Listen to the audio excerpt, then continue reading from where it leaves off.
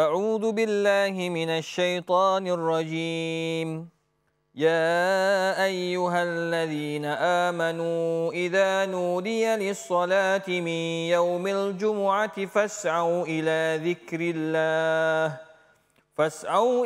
ذكر الله وذروا البيع ذلكم خير لكم إن كنتم تعلمون صدق الله العظيم. Hai orang-orang yang beriman, apabila kamu diseru, dipanggil ketika azan berkumandang untuk solat pada hari Jumaat, maka hendaklah kamu pergi kepada mengingati Allah Subhanahu wa taala, iaitu solat Jumaat, dan tinggalkanlah berjual beli. Itulah yang terbaik bagi kamu jika kamu mengetahuinya. Surah Al-Jumaat ayat 9. Bismillahirrahmanirrahim. Alhamdulillah wassalatu wassalamu ala Rasulillah wa ala alihi wa sahbihi ajma'in. Rabbi syrah li sadri wa yassir li amri wahlul 'uqdatam min lisani yafqahu qawli, amma ba'du. Uhayyikum bi tahiyatil Islam. Assalamualaikum warahmatullahi wabarakatuh. Waalaikumsalam warahmatullahi wabarakatuh. Syukur kepada Allah Subhanahu wa taala kerana dengan izin dan limpah kurnianya, alhamdulillah hari ini kita dapat sama-sama berkongsi ilmu, saling ingat memperingati antara satu sama dengan yang lain. Sebab Allah sebut dalam Al-Quran, wa dzakkir fa inna dzikra tanfa'ul mu'minin. Ingat memperingatilah kamu, sesungguhnya dengan ingat memperingati itu mendatangkan banyak manfaat dan faedah kepada orang-orang yang beriman. Jadi tuan-tuan dan puan, para penonton khususnya yang berada di rumah, terima kasih kerana sentiasa menyokong rancangan Tanyalah Ustaz di TV9. Walaupun saya tahu di sana ada orang sedang gosok baju. TV buka, dia dengar. Tetapi dia tak tengok pun TV tu. Ini orang rumah punya kerja. Ya, kadang-kadang ada yang tengah buat kopi. Ada yang sedang minum susu. Ada yang tengah pakaikan pampers anak. Ada yang tengah masak. Ada yang tengah pakai tie. Ada yang tengah bawa kereta. Macam mana bawa kereta? Tu saya tak tahu. Mungkin kereta disimpan dalam rumah. Tapi apa-apa pun tuan-tuan dan puan, mereka buka sebab nak dapat maklumat, nak dapat ilmu daripada rancangan Tanyalah Ustaz di TV9. Dah lama dah lah rancangan ni tuan-tuan. Daripada saya muda sampai tua. Tak habis-habis lagi. Jadi nak cerita bagi tuan-tuan, inilah rezeki yang Allah bagi kepada kita di Malaysia untuk sentiasa saling ingat memperingati. Dan terima kasih juga kepada tetamu-tetamu yang hadir ke TV9, iaitu para jemaah Qaryah Masjid Ar-Rahmaniyah, Kampung Sungai Lang Baru, Banting. Apa khabar makcik-makcik, pakcik-pakcik sekalian? Alhamdulillah. Tu dia. Sebab apa kita tengok muka berseri-seri semua. Dia orang datang jauh tuan-tuan. Banting ke ke KL ni ambil masa pun buruk-buruk dalam sejam 40 minit gitulah. Maknanya datang dengan bas ke kereta? Dengan bas. Alhamdulillah, lepas ni naik bas tidur baliklah. Gitu. Dan terima kasih juga kepada dua orang penanya. Sekarang ni rancangan Tanyalah Ustaz ada orang bertanya. Jadi kita ada orang muda daripada Unit 10. Apa khabar? Sihat, alhamdulillah. Nama apa? Nama Aizat. Aizat. Alhamdulillah. Ambil apa? Engineering? Engineering. Nama? Muhammad Ashraf. Ashraf. Pun sama engineering? Mekanik. Semua geng-geng engineer lah. Ni semua makcik-makcik. Gaji besar semua ni. Diorang ni semua tak ada orang lagi, bolehlah minang terus. Masuk rekod, book of record ni. Minang anak lelaki orang dekat TV9. Tak apa kalau, sebab Nabi pun sebut, idza ra'aitum man tardawna dinahu fazawwijuh. Bila kamu tengok je ada orang yang layak untuk anak kita, kahwinkan je lah. Ni nampak ada muka-muka soleh ni. Tapi jangan ambil tempat ustaz pula. Kau kata ustaz, tepi ustaz. Okeylah tuan-tuan dan puan, para penonton yang dikasihi sekalian, hari ini tajuk yang akan kita bincangkan ialah azan. Azan. Tajuk simple, azan. Sebab kita tak nak bincang tajuk yang berat. Kan tajuk-tajuk yang bombastik lah, Allahu akbar, naik ke bulan, turun bulan. Ya, semua tu pening kepala orang.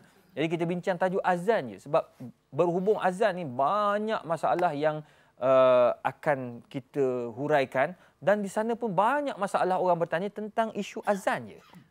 Boleh ke perempuan azan? Kan? Boleh ke guna rintun azan dalam tandas? Kan? Kan tengah-tengah buang air, Allahu Akbar. Macam mana nak buat?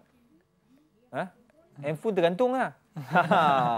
Susah belaka tuan-tuan. Jadi semua tu akan kita bincangkan dalam tajuk ataupun topik azan, ya, insya-Allah. Baik, sebelum kita terus kepada soalan yang akan mungkin ditanya oleh Aizat dan juga Syaraf, saya nak kongsi sedikit maklumat daripada firman Allah yang saya baca dari surah Jumaat ayat 9, yang mana kata Allah, apabila kamu terdengar akan azan, azan berkumandang mengajak kamu semua solat Jumaat.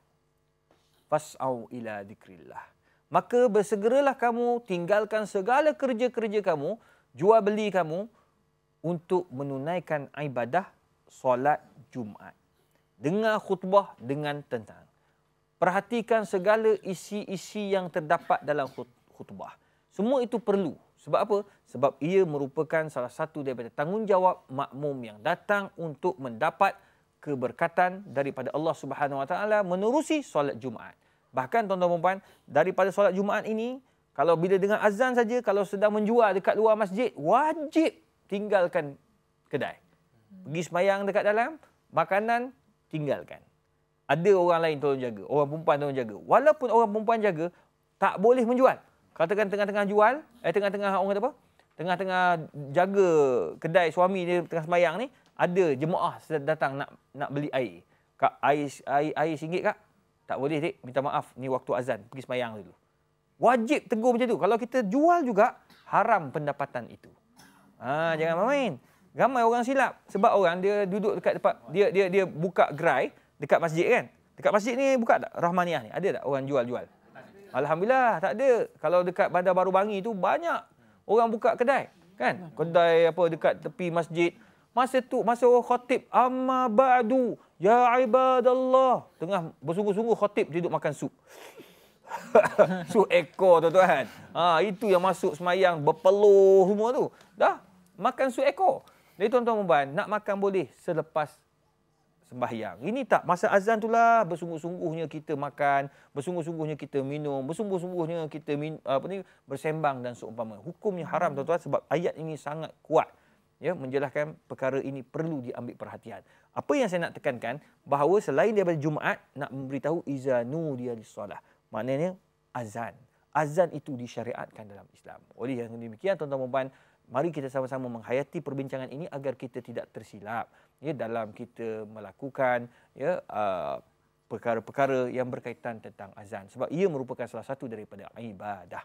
Wallahu alam. Baik, ada soalan. Siapa nak mulakan dulu? Ashraf ke? Ashraf. Okey, Ashraf. Bismillahirrahmanirrahim. Kita dalam sehari ni paling kurang kita dengar 5 kali azan kan. Saya nak tanya, apakah falsafah dan hikmah di sebalik pensyariatan azan ni? Okey.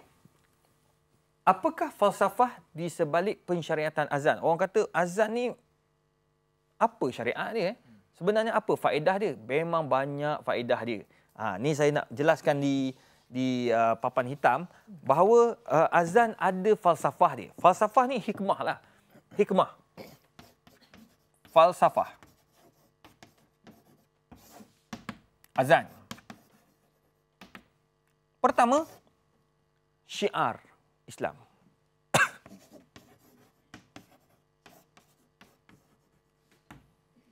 Bila ada azan, itu tandanya negara kita ini negara Islam.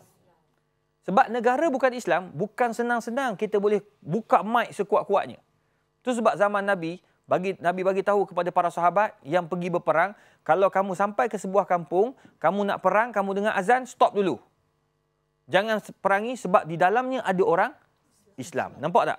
Maknanya azan itu memainkan peranan nak memberitahu bahawa sebuah negara itu negara Islam ataupun tidak. Jarang kita dengar negara Islam tak boleh azan. Pergi masuk negara Islam, tak bunyi azan lah. Memang sini tak boleh azan. Masjid tak ada, azan tak ada, imam tak ada. Ini maknanya bukan negara Islam. Negara Islam mesti azan dan dilaungkan dan boleh didengar seluruh kawasan yang ada. Itu maknanya syiar Islam. Yang kedua, apa falsafah daripada azan? Pensyariatan solat ataupun mengajak kepada solat.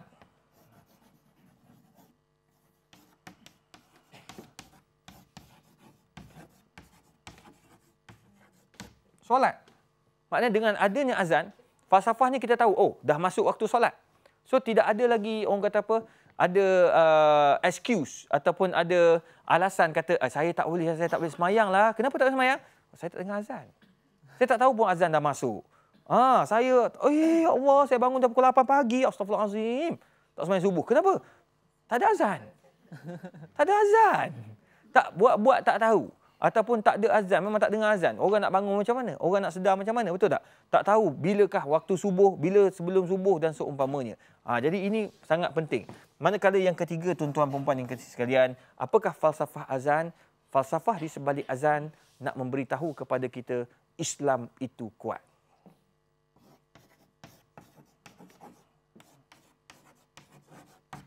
Ini disebut oleh Profesor Mustafa Al-Bugha bahawa bila kita dapat melaungkan azan, menunjukkan bahawa kita kuat dalam negara kita.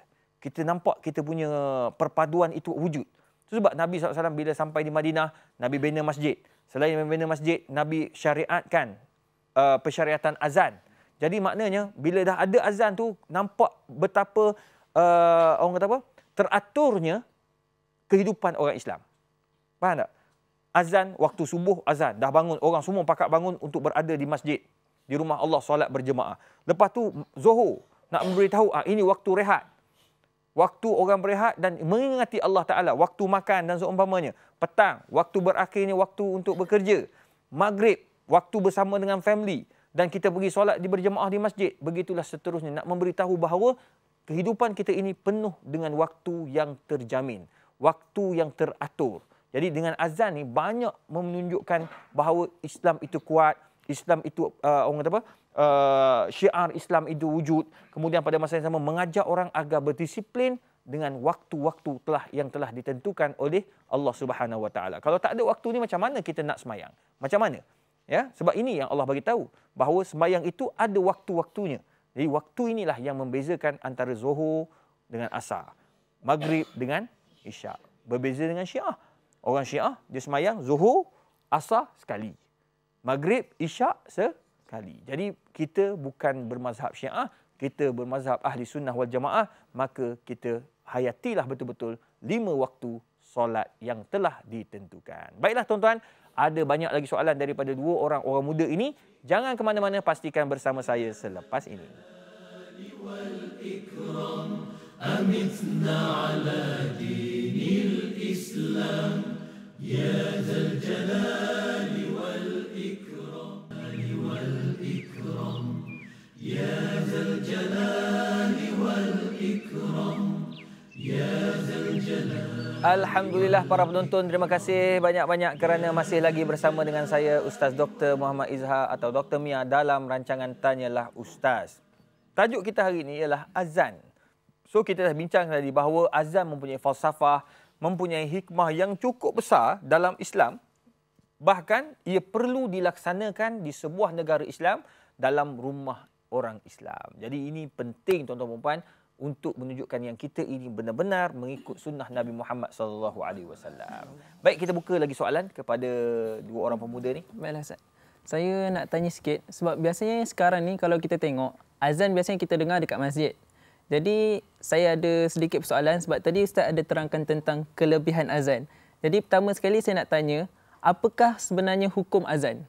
Hukum azan. Dan yang kedua, biasa kita tengok orang azan dekat masjid. Jadi boleh tak kalau kita nak azan dekat rumah? Okey. Bagus soalan tu. Sebab apa? Kadang-kadang bergaduh antara penceramah dengan Tok Bilal. Penceramah tengah ceramah, tiba-tiba Tok Bilal kata, nak azan. Penceramah kata, jangan, aku nak ceramah. Tok Bilal kata, aku nak azan. Dia gaduh 2 orang tu. Tok Imam kata, berhenti dua-dua, aku nak jadi imam. Tuan-tuan puan, sekarang ni kita kena faham, apakah hukum azan? Azan ni dalam Islam, dia merupakan sunnah muakkadah. Sunnah yang tak ditinggalkan oleh Nabi SAW setelah ia disyariatkan. Maksudnya, kalau di masjid menjadi sunnah muakkadah dan fardu kifayah kepada semua. Maknanya kalau tidak ada orang azan kat masjid, berdosa ahli Qaryah tu. Contoh, faham tak? Itu sebab kita kena lantik Bilal. Bilal ni kena azan. So tanggungjawab Bilal, dia ada Bilal 1, ada Bilal 2. Macam Masjid Ar-Rahmaniyah ada berapa Bilal? 3 Bilal. So kalau Bilal pertama sakit perut, Bilal kedua ada backup. Bilal kedua pula sakit migrain. Sakit kepala, sakit perut, sakit migrain.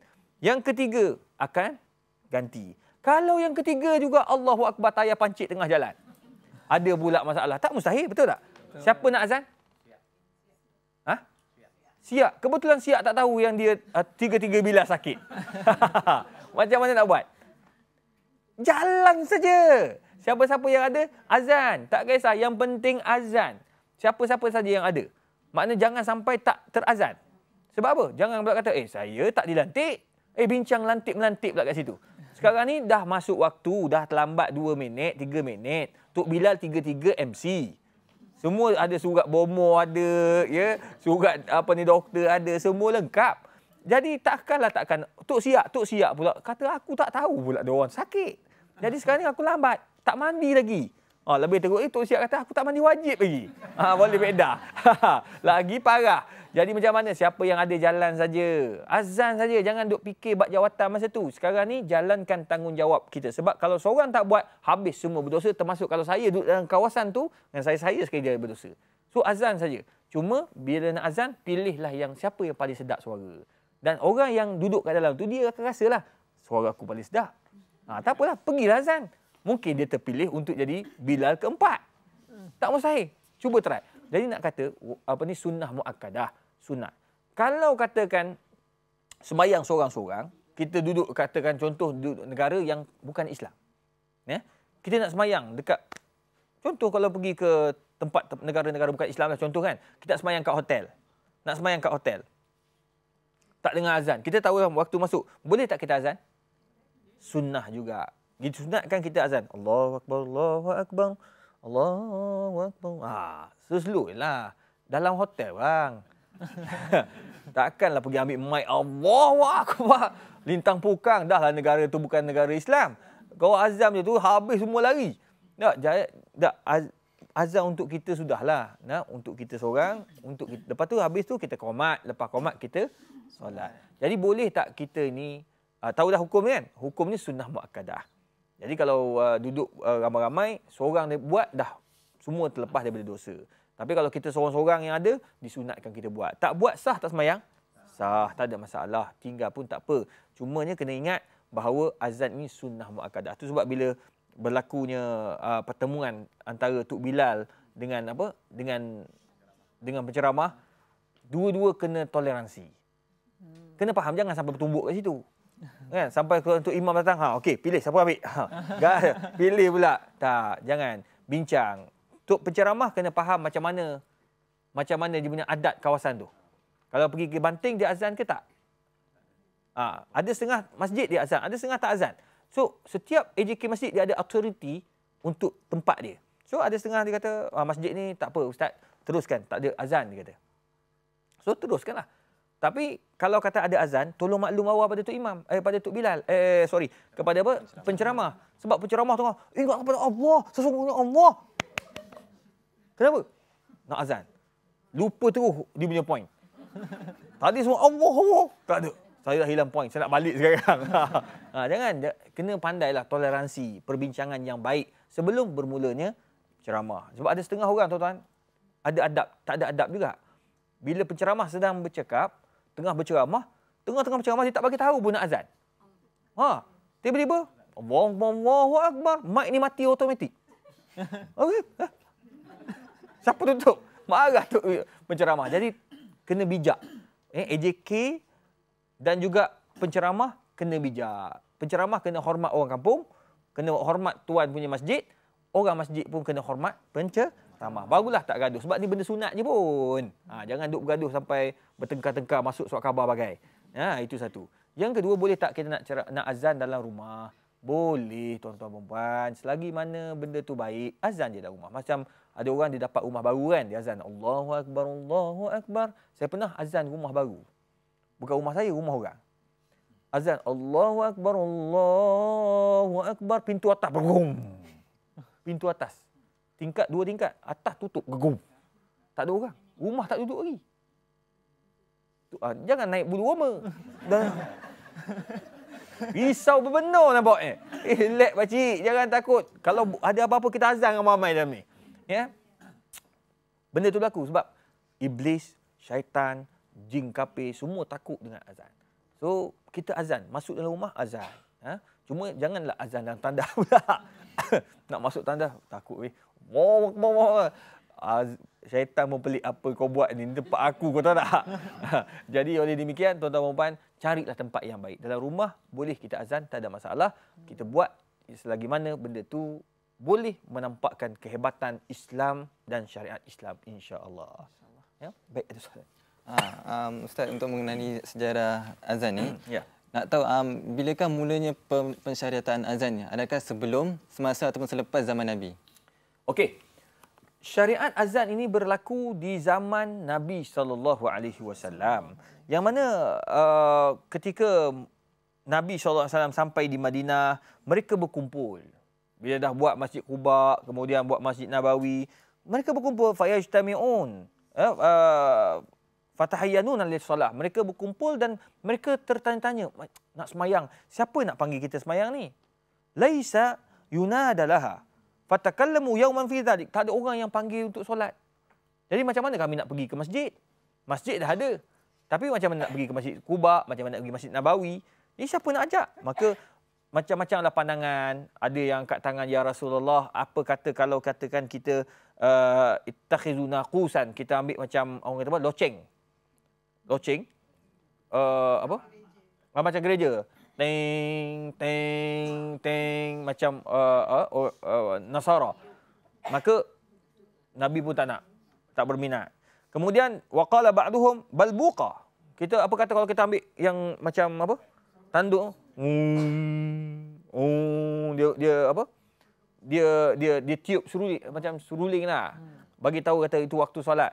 Maka Nabi SAW tak berminat, sehinggalah Umar, faqala Umar radhiyallahu anhu, maka berkatalah Umar, awala nab'asu rajulan yunadi bis-salah.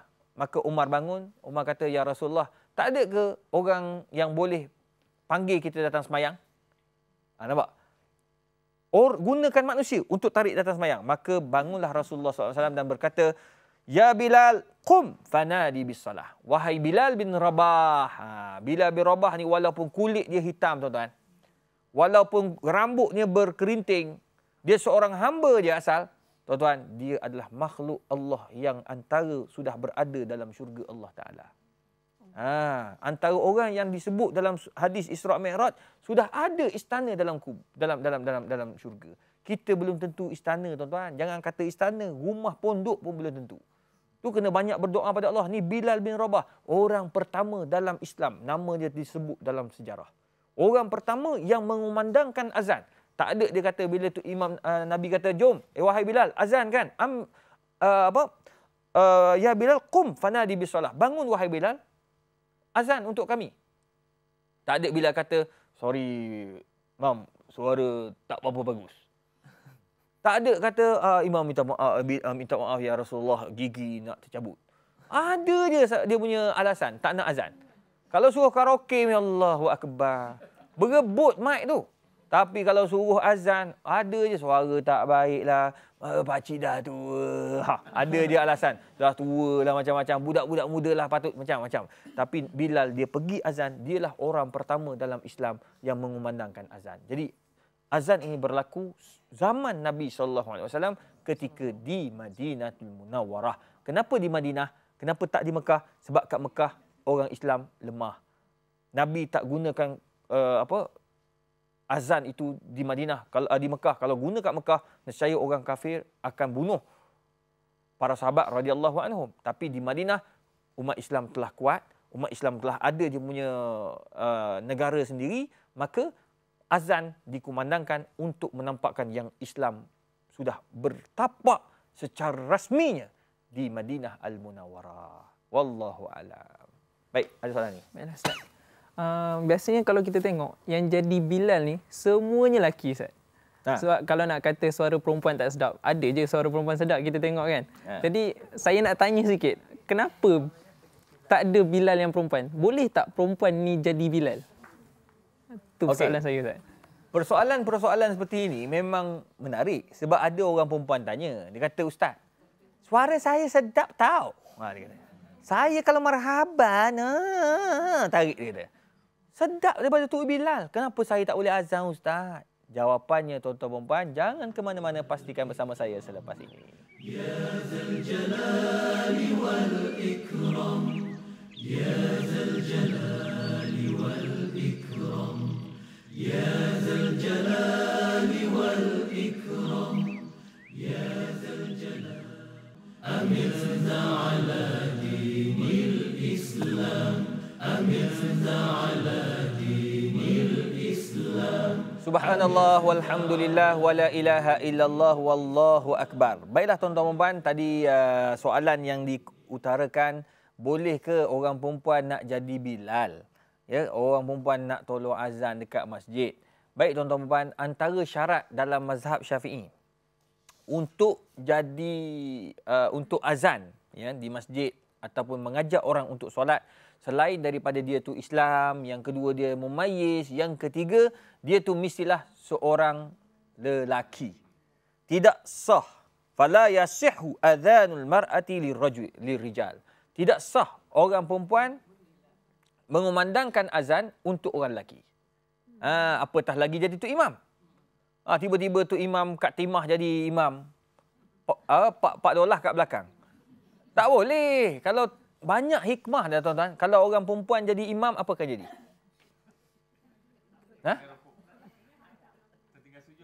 Tertinggal sujud.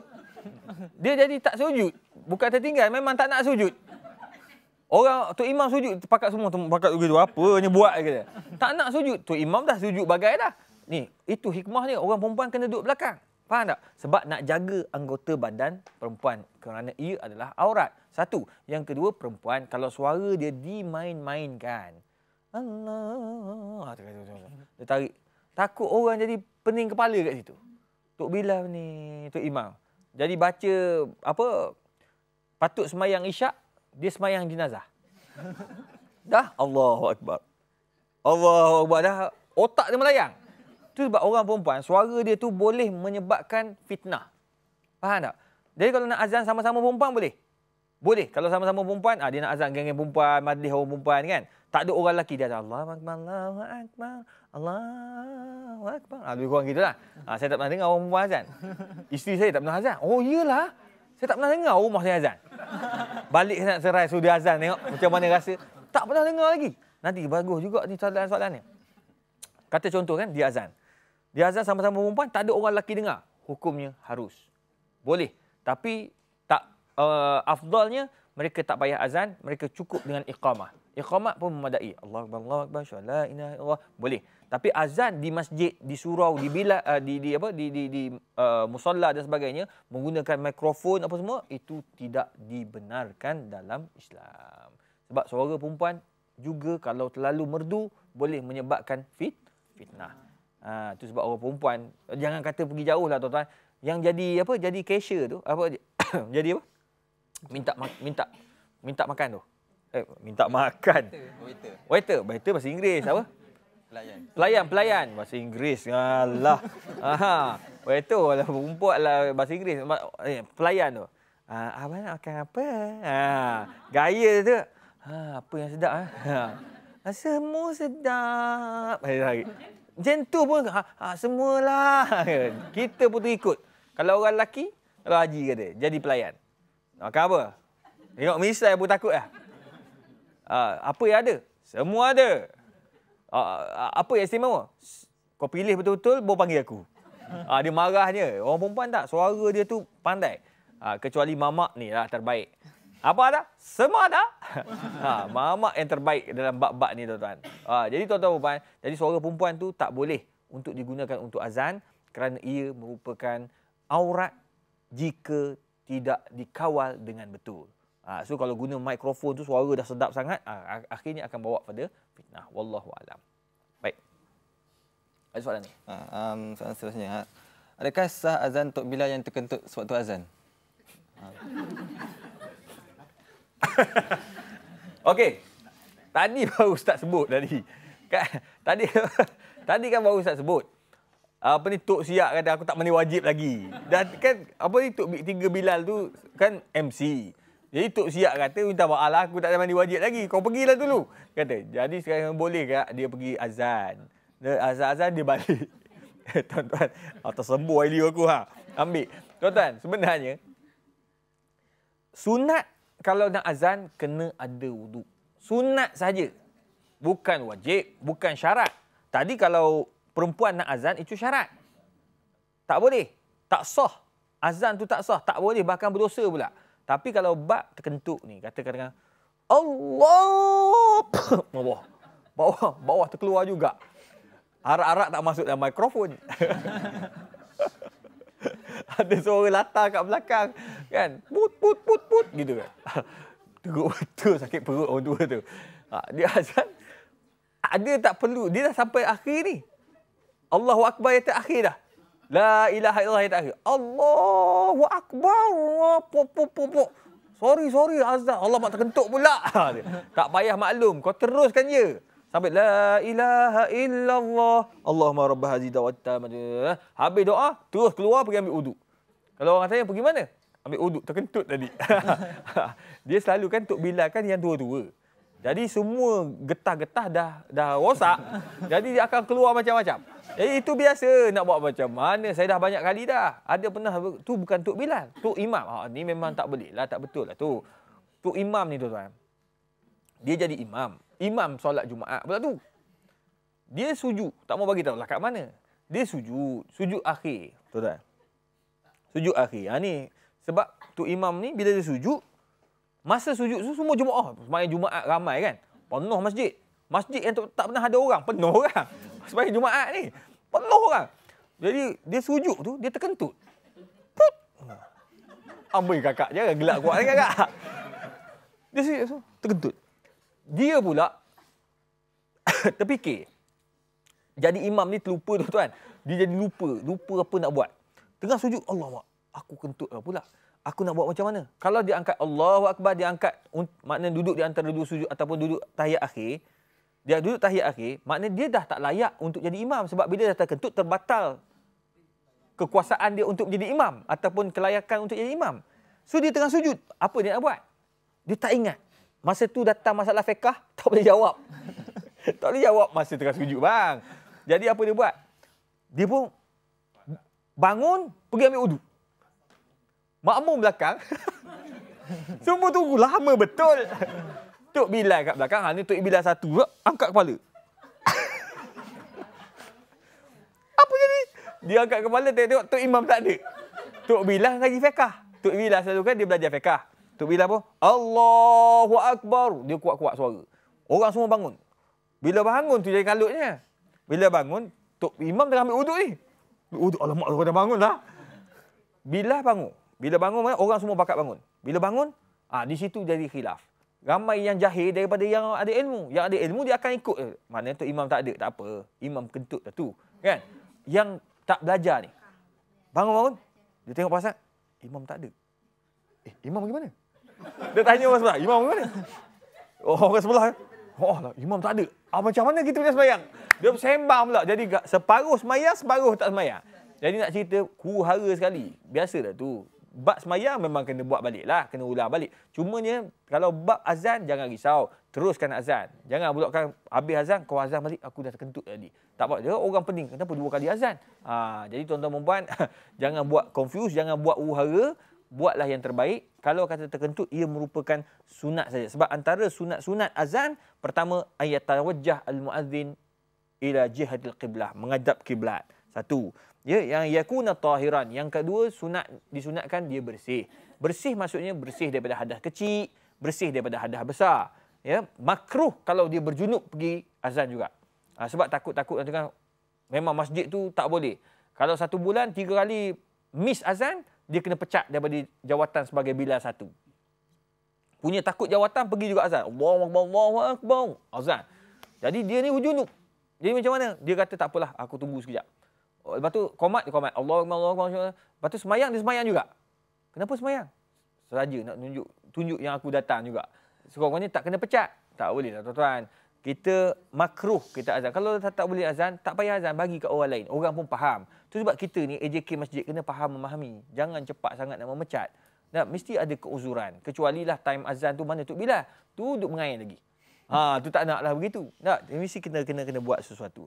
Yang ketiga, yu'azzin qa'iman. Kalau boleh azan itu dalam keadaan berdiri. Ada kat Turki tuan-tuan, dia lepas azan, tengok Allah muliakan dia. Lepas azan dia turun ke belakang. Dia pergi belakang, tuan-tuan puan, apa yang berlaku? Dia meninggal setelah azan. Allahu akbar. Mati dalam keadaan wuduk. Yang keduanya dalam keadaan setelah azan. Yang ketiga setelah orang kata apa? Dalam masjid dia meninggal dunia. Mati dalam keadaan mulia. So kena faham bahawa antara sunat-sunat azan yang ketiga dia azan dalam keadaan berdiri, kecuali dia tak sihat, dia duduk, ya, boleh, tak ada masalah. Yang keempat, ayal tafid bi unuqih. Kalau boleh dia berpusinglah. Hayya 'alas solah, dia pusing. Itu tak ada masalah. Ya. Jangan buat pelik-pelik. Buat apa yang Nabi ajar saja. Ya, ada yang sampai hayya 'alas solah. Apa kena Tok Bilal? Tak. Macam tu je. Sebab ada kan macam orang angkat takbir lah. Macam-macam cara orang takbir. Takbir yang Nabi ajar Allahu Akbar ke telinga mazhab Syafi'i atau dekat bahagian bahu. Ada yang angkat tu dia. Allahu Akbar gitu. Dia angkat takbir ke tata tu. Jangan buat pelik-pelik, ikut sunnah Nabi. Ada yang saya tengok baru ni dekat Kelantan. Dia angkat takbir Allahu Akbar. Berpusing-pusing pula. Jadi jangan buat pelik-pelik, ikut sunnah Nabi. Pusing mana pusing. Pusing kanan, pusing kiri, seperti mana yang diajar oleh Nabi kita Muhammad sallallahu alaihi wasallam. Manakala yang kelima, yurattil kalimatil azan. Yurattil ni maksudnya sebut biar betul. Allahu akbar, Allahu akbar. Jangan bunyi benda pelik-pelik. Allahu akbar. Bunyi azab betul ni. Kalau talqin kan kat telinga orang tengah nazak meninggal terus orang tu. Dia baca tu biar sedap. Kalau boleh Tok Bilal ni dia kena berlatihkan suara. Sepatutnya penyanyi-penyanyi yang sedap-sedap ni kan, dia kena jadi Tok Bilal part time. Malam menyanyi, petang, maghrib, asar, tak ada kerja, azan. Azan. Berapa ramai dah artis azan kan? Beberapa orang saya tengok ada artis-artis yang suara rockers. Dia azan tuan-tuan. Aku pecah mic ni. Ya, memang suara tinggi sebab dia rockers. Tapi suara ni sedap. Kalau macam ni tuan-tuan, dia pahala pun dia dapat. Kalau dia buat benda macam ni kan, dia gunakan suara dia untuk menghiburkan orang, dapat pahala. Tapi ingat, dalam tengah-tengah dia buat berhibur tu, orang azan, ada satu kes ni, artis, orang azan, dia tolong azan atas pentas. Allahu Akbar, Allahu Akbar. Suara sedap. Habis semua orang terpegun. Orang datang nak dengar apa? Dengar konsert. Tiba-tiba dia azan. Habis dia turun pergi semayang. Habis geng-geng apa? Muda-muda ni pakat pergi semayang. Tengok. Kadang-kadang artis ni boleh jadi pendakwah juga. Jangan perkecilkan artis. Artis kalau hidayah ni milik Allah. Tak. Kadang-kadang dia akan berubah dan dia akan lebih baik daripada ustaz kalau kita betul-betul dapat membantu mereka untuk kembali ke jalan Allah Subhanahu Wa Taala. Jadi hidayah milik Allah tuan-tuan dan puan. Jadi ini antara perkara yang disebut oleh para ulama antara Imam Syafi'i, mazhab Syafi'i, beberapa sunat-sunat ketika kita melakukan azan. Baiklah tuan-tuan, ada banyak lagi soalan yang kita nak bincangkan. Jangan ke mana-mana, pastikan bersama saya selepas ini. Ya Zal Jalali wal Ikram, Ya Zal Jalali wal Ikram, Amali wal Ikram, Ya Zal Jalali wal Ikram, Amitna. Alhamdulillah para penonton yang dikasihi sekalian, subhanallah, sedar tak sedar nak habis dah rancangan kita ni. Namun begitu, saya tidak akan habiskan begitu saja. Kita akan buka lagi satu soalan untuk kita manfaatkan untuk blok yang terakhir ini. InsyaAllah tuan-tuan dan puan, memanglah masa tu singkat, tetapi insyaAllah sikit kita ambil, kita amal biar banyak.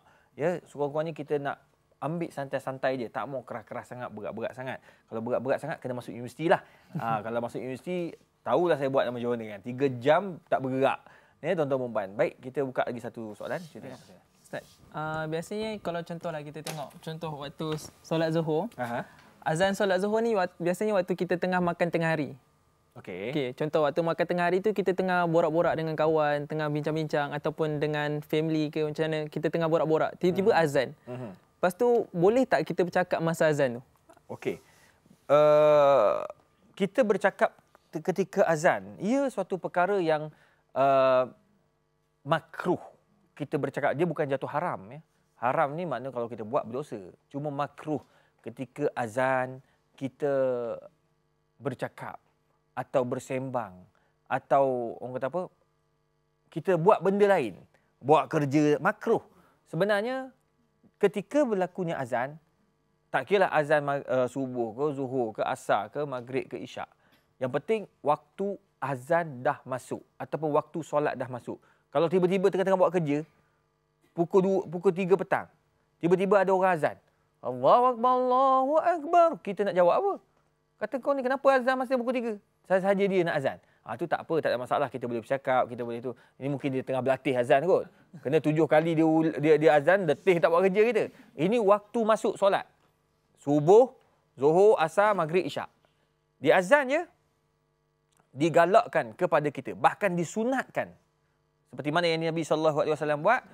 Setiap kali azan, setiap word, setiap ayat yang disebut oleh Bilal, kita ulang balik. Allahu Akbar, Allahu Akbar. Kita sambung balik. Allahu Akbar, Allahu Akbar. Allahu Akbar, Allahu Akbar. Kita ulang balik. Itu tandanya kita ini menghayati kebesaran Allah dalam azan tu. Banyak mana makna-makna yang cukup hebat. Ada takbir, membesarkan Allah Subhanahu Wa Taala. Dalam masa yang sama mengucap 2 kalimah syahadah, mengingatkan kita kepada Nabi Muhammad sallallahu alaihi wasallam. Jadi ini semua dididik kepada kita ataupun kita dididik untuk sentiasa menghargai dan menilai, menghayati setiap kata-kata yang terdapat dalam azan. Itu sebab para sahabat bila dengar azan ketika jihad, mereka akan jadi semangat. Tengah-tengah perang ni boleh semangat bila dengar azan. Nampak? Kalau tengah semayang, mereka azan waktu semayang, dia akan cuba menghayati makna azan tu sehingga mereka akan menangis ketika solat. Allahumma salli ala Muhammad. Inilah kehebatannya. Jadi kalau kita bercakap, kita bukannya berdosa tetapi makruh. Tak dapat pahala kita. Bahkan kita kalau tambah pula tengah azan kita mengumpat, dapat dosa pula atas orang kata apa? Atas perbuatan kita itu. Lebih baik bila dengar azan Allahu Akbar, Allahu Akbar, kita bercakap, kejap, kita jawab azan. Allahumma salli ala Muhammad. Hatta tengah berdoa pun, berhenti dulu doa. Jawab azan dulu. Lepas tu barulah sambung berdoa. Lepas tu barulah kita nak solat, solat sunat, qabliyah dan sebagainya. Macam contoh macam kita pergi masjid hari Jumaat lah. Tuan-tuan perasan tak? Kalau kita pergi, Bilal azan. Allahu Akbar, Allahu Akbar. Kita pun berhenti. Ada tak orang semayang tahiyat tahiyat masjid pula. Orang semayang apa? Qabliyah ketika azan. Atau tahiyat masjid ketika azan. Jarang orang buat. Makruh kita berbuat segala jenis perbuatan ataupun percakapan ketika azan sedang berkumandang. Dekat rumah pun mau ataupun dekat dekat masjid ataupun surau. Jadi cubalah tuan-tuan dan puan kita buat yang terbaik. Bukan apa kita takut nanti kan kita dah buat benda yang Allah larang, buat benda-benda yang bercanggah dengan syariat. Semua ini akan merugikan kita. Baiklah tuan-tuan dan puan, semoga perbincangan kita mengenai azan ini dapat kita manfaatkan, dapat kita amalkan bersama. Jangan kita bergaduh pada perkara-perkara yang merugikan. Jangan kita bergaduh pada benda-benda yang boleh menjatuhkan maruah Islam. Kita cubalah ikut. Azan ni benda yang sangat simple tetapi banyak orang buat silap ketika melakukan azan. So, insya-Allah tuan-tuan kita pakat-pakat berdoa. InsyaAllah Allah merahmati dan memberkati kita dunia dan juga di akhirat. A'udzubillahi minasyaitonirrajim. Bismillahirrahmanirrahim. Alhamdulillahirabbil alamin. Hamdan hamidin, hamdan syakirin. Allahumma faqihna fid din wa 'allimna at-ta'wil. Allahumma yassir umurana wa la taj'alna minal mu'sirin. Allahumma ij'alna minal aghniya'i wal athriya wa la taj'alna minal fuqara' wal masakin fid dunya wal akhirah. Allahumma tsabbitna lil iman wa akrimna bil iman wanfa'na bil iman ya mujibad da'wat. Wa sallallahu ala sayyidina Muhammadin wa ala alihi wa sahbihi wa sallam. Taqabbalallahu minna wa minkum. Taqabbal ya karim. Baiklah tuan-tuan dan puan, terima kasih banyak-banyak kerana terus bersama dengan kami dalam rancangan Tanyalah Ustaz, dan begitu juga para penonton kat rumah tak putus-putus sentiasa menyokong kami. Dan terima kasih yang tak terhingga kepada semua para jemaah Qaryah Masjid Ar-Rahmaniyah Kampung Sungai Lang Baru, Banting kerana sudi datang jauh-jauh bersama dengan saya Dr. Mia, dan juga kepada dua orang anak muda daripada Universiti Tenaga Nasional Unit 10. Terima kasih datang dan salam kat para pensyarah sekalian. Ya, apa yang baik daripada Allah, yang kurang daripada saya sendiri. Wabillahi taufik wal hidayah. Wassalamualaikum warahmatullahi wabarakatuh.